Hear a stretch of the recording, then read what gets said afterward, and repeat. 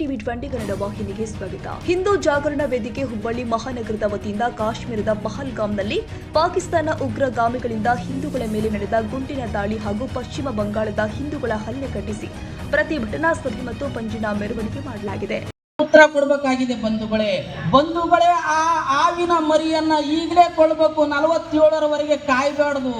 ಕೊಲ್ಲಬೇಕಂದ್ರೆ ನಾನು ಮತ್ತೆ ಹೇಳ್ತೀನಿ, ಕಲ್ಲೊಗೆಯೋ ಅವಶ್ಯಕತೆ ಇಲ್ಲ. ಬಂದೂಕು ಹಿಡಿದು ನಾವು ಹೊಡೆಯೋ ಗುಂಡು ಹೊರಿಸ್ಬೇಕಂಬೋದಿಲ್ಲ. ಈ ಕ್ಷಣದಿಂದ ವ್ಯಾಪಾರವನ್ನ ಬಂದ್ ಮಾಡಿ, ನಾಳೆಯಿಂದಲೇ ಬಗಳುವ ನಾಯಿ ಸುಮ್ಮನೆ ಮಕ್ಕಳಂತ ನಮ್ಮ ಮುಂದೆನೆ ಬಕ್ಕಳಂತದೆ. ಆ ನಾಯಿ ಗಪ್ಪನಾಗಬೇಕಾದ್ರೆ, ಬಾಯಿ ಮುಚ್ಚಬೇಕಾದ್ರೆ ಉಪವಾಸ ಕೊಲ್ಲಬೇಕಾದ್ರೆ ಹಿಂದೂ ಸಮಾಜ ನಿರ್ಧಾರ ಮಾಡಬೇಕು.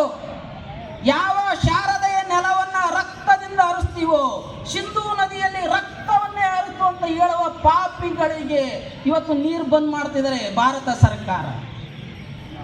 ಒಂದ್ ಕಡೆ ನೀರು ಬಂದ್ ಮಾಡ್ತಿದೆ, ಇನ್ನೊಂದು ಕಡೆ ನೀರು ಬಿಡ್ತಾ ಇದೆ. ಈ ಸನ್ನಿವೇಶವನ್ನ ನೋಡಿದ ತಕ್ಷಣನೇ ಗುಂಡು ಹಾಕ್ಲಿಲ್ಲ, ಸೈನಿಕರು ಬಾಂಬ್ ಬೇಯಿಸಲಿಲ್ಲ. ಈಗಾಗಲೇ ಪಾಕಿಸ್ತಾನ ಅರ್ಧ ಸತ್ತು ಹೋಗಿದೆ. Kiran RK, TV 20 Kannada news, Hubballi. ಕನ್ನಡಿಗರ ಮೆಚ್ಚಿನ ನಿಮ್ಮ ಟಿವಿ 20 ಕನ್ನಡ ವಾಹಿನಿ ಇದೀಗ ಟಿವಿಯಲ್ಲಿ ಲಭ್ಯ.